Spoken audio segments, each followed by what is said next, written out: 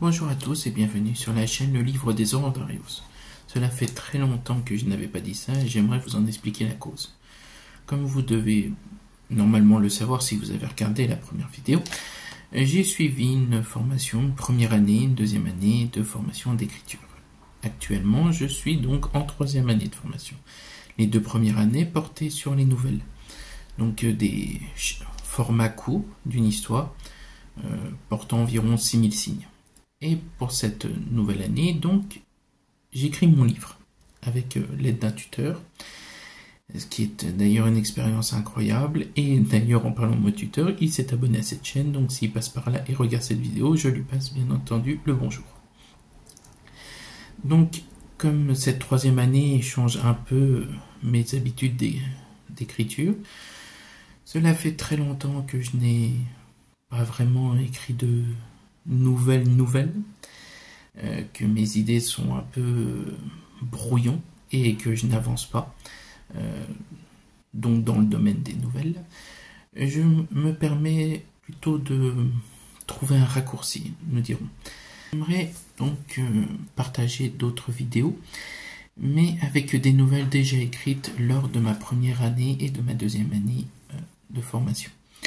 Ce sont pour certaines des nouvelles qui n'ont pas vraiment de lien avec l'horreur, mais étant donné que je ne veux pas abandonner cette chaîne et que j'aime beaucoup pouvoir vous partager ce que j'écris, ou ce que je vis selon les nouvelles, étant donné que pour la dernière c'était des témoignages, il faut que je continue à poster.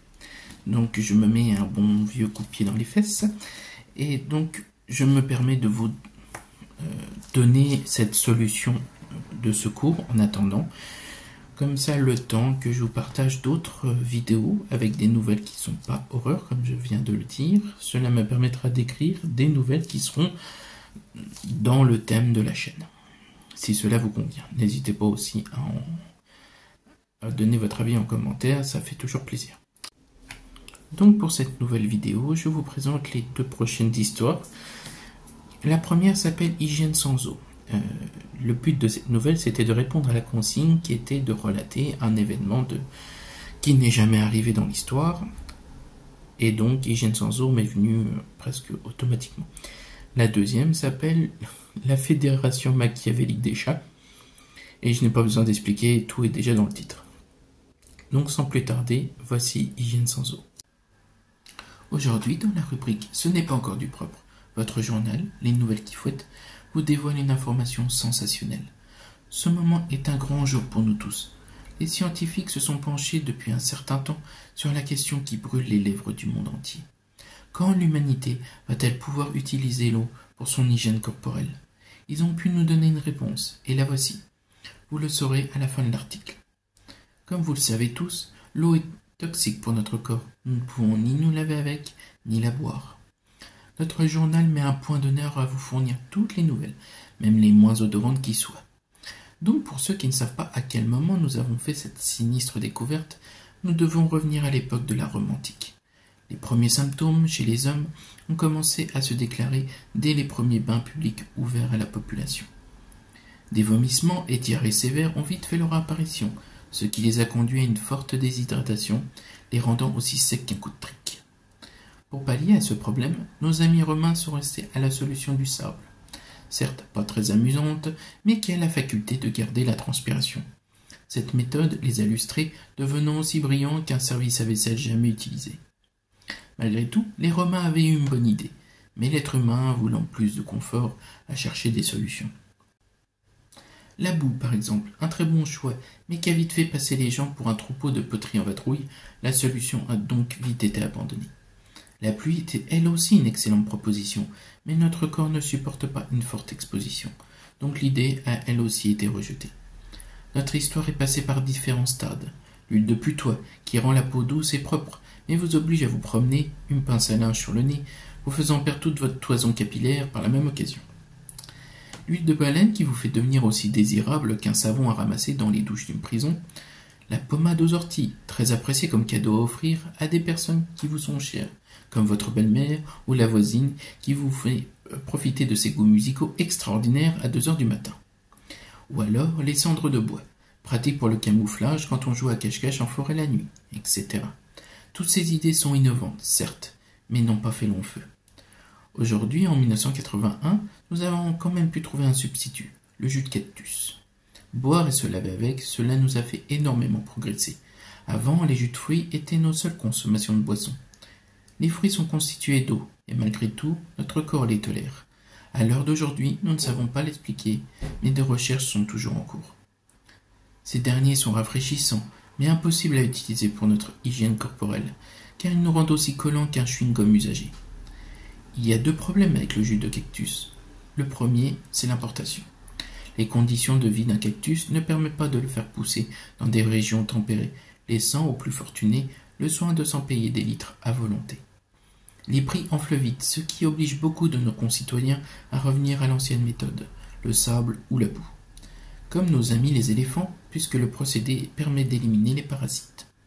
La boue étant elle aussi constituée d'eau, nous la tolérons également, toujours sans la moindre explication des chercheurs. Le deuxième étant qu'en plus de ne pas pouvoir ajouter un produit lavant avec, car il tourne aussitôt, ce sont les odeurs qui reviennent assez vite, faute d'un gros effort corporel. Pour en revenir à l'eau, nous pouvons malgré tout l'utiliser dans les tâches quotidiennes, comme laver votre maison, vaisselle, voiture ou autre. Les protections comme les gants, combinaisons en plastique sont de rigueur. Malgré tout, l'humanité et surtout notre odorat souffrent de cette non-utilisation de l'eau.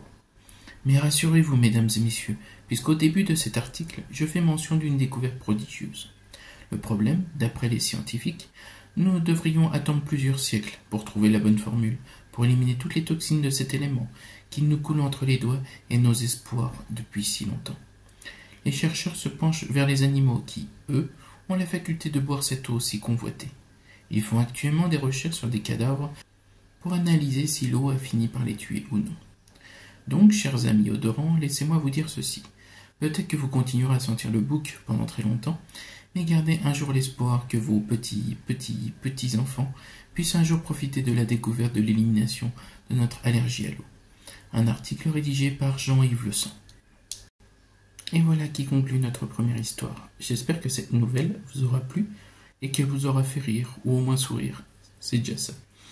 Sans plus tarder, voici la deuxième nouvelle intitulée « La Fédération machiavélique des chats ». Au commencement, Dieu créa le chat à son image. Bien entendu, il trouve que c'est bien, et c'est bien d'ailleurs. Mais le chat est par nature paresseux, il ne veut rien faire.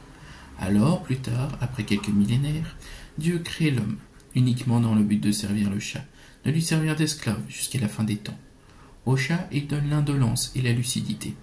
À l'homme, il donne la névrose, le don du bricolage et la passion du travail.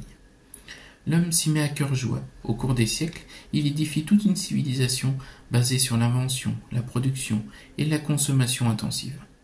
Civilisation qui n'a en réalité qu'un seul but secret, offrir au chat le confort, le gîte et le couvert, pour produire les objets indispensables à leur bien-être. Le radiateur, le coussin, le bol, le plat à sciure, le pêcheur breton, le tapis, la moquette, le panier d'osier et peut-être aussi la radio, puisque les chats aiment la musique. Mais de tout cela, les hommes ne savent rien. Dieu se retire du monde terrestre. Il laisse ces 2 fabuleuses créations vivre selon leurs désirs. Les chats, ravis de ce que Dieu a créé pour les satisfaire, en demandent toujours plus à leurs humains. Ces derniers, heureux de pouvoir subvenir aux besoins de leurs petits protégés, se précipitent au moindre petit miaulement et finissent par céder aux caprices, par un renfort de câlins, bisous et ronronnements de leur petit animal à 4 pattes. Il n'est pas rare de voir un chat au coin d'une rue, semblant observer, demandant un peu d'attention à un passant, qui finit par fondre devant cette bouille si mignonne. Ceux-là n'ont pas eu de chance, pas comme leurs amis qui sont logés aux frais de la princesse. Mais sont-ils vraiment à plaindre? Errent-ils dans les rues contre leur gré? Ou sont-ils en poste pour surveiller les 2 jambes avec attention? Le mystère demeure. Le soir, tous les humains qui ont fini de servir convenablement leur ami à fourrure vont se coucher. Ces derniers sont rassasiés et ravis de ce service impeccable. Après avoir offert à leur esclave humain attention et ronronnement pour qu'il soit comblé, décident donc d'aller se dégourdir les coussinets par une fenêtre laissée ouverte ou par la chatière. Tous les moyens sont bons. On en voit quelques-uns, puis beaucoup plus, se regrouper dans différents endroits des villes et villages, dans un espace assez grand pour tous les réunir. Si un humain passait par là, à tout hasard, il n'en croirait pas ses yeux. Le rassemblement a débuté. Les miaulements fusent, les feulements également. Les discussions sont animées, et cela prend du temps. Certains ont même ramené un en-cas comme un poisson ou une souris. On ne sait jamais, un petit creux peut toujours survenir. La réunion a duré un bon moment. L'eau pointe le bout de son nez ou de son museau, cela dépend du point de vue. Certains chats finissent par partir, suivis par d'autres, et doucement tout ce petit monde poilu retourne là d'où il vient. Les humains ne s'aperçoivent de rien. Comment le pourraient-ils? Les chats ne laissent pas de traces de pattes dans leur sillage. La réunion d'aujourd'hui va changer le monde. Ils ont les moyens de communiquer avec leurs homonymes des autres villes et villages. Échanger sur les résultats obtenus. Comment font-ils?